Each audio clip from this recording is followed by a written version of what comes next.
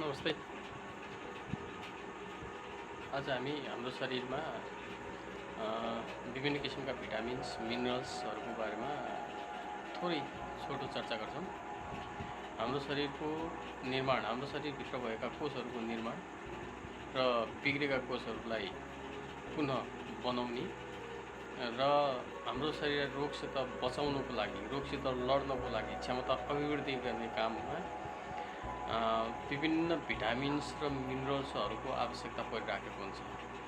यानि कि विभिन्न केमिकलहरूको आवश्यकता परिराखेको हुन्छ, रासायनिक पदार्थहरूको आवश्यकता परिराखेको हुन्छ, जुन हाम्रो शरीरले विभिन्न खानाहरूबाट हामी प्राप्त गरिराखेका हुन्छौँ र केही कुराहरू हाम्रो शरीरले आफै पनि निर्माण गर्दछ। त्यस्ता तत्त्वहरूमा भिटामिन भयो, मिनरल्स भयो, प्रोटिन भयो, त्यसै गरी कार्बोहाइड्रेट भयो, वाटर पानी भयो, यी सम्पूर्ण तत्त्वहरू निश्चित रूपमा जति जति आवश्यक हुन्छ तोकिएको मात्रामा हामीले दैनिक रूपमा सेवन गर्नुपर्ने हुन्छ। यदि कुनै तत्त्वको पनि हाम्रो शरीरमा कमी भयो भने त्यसले हाम्रो शारीरिक र मानसिक दुईटै क्षेत्रहरूमा प्रभाव पारिराखेको हुन्छ। त्यसमा पनि मुख्यतया भिटामिन्स, मिनरल्स, कार्बोहाइड्रेट जस्ता तत्त्वहरू हाम्रो शारीरिक स्वास्थ्य समस्यासित सम्बन्धित छन् भने भिटामिन B12 र भिटामिन D3 र त्यसै गरी म्याग्नेसियम हाम्रो मानसिक स्वास्थ्यसित प्रत्यक्ष रूपमा सम्बन्धित छ।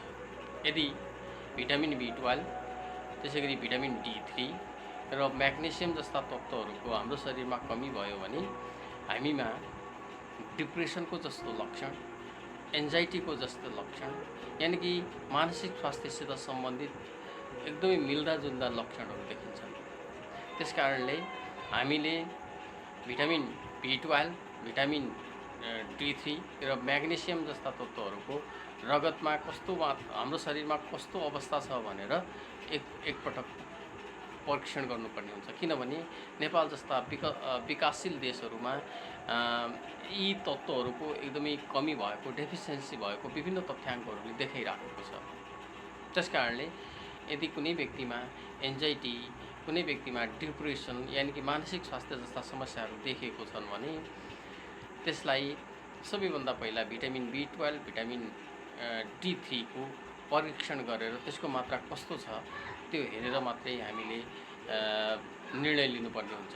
हस्त, धन्यवाद, नमस्ते।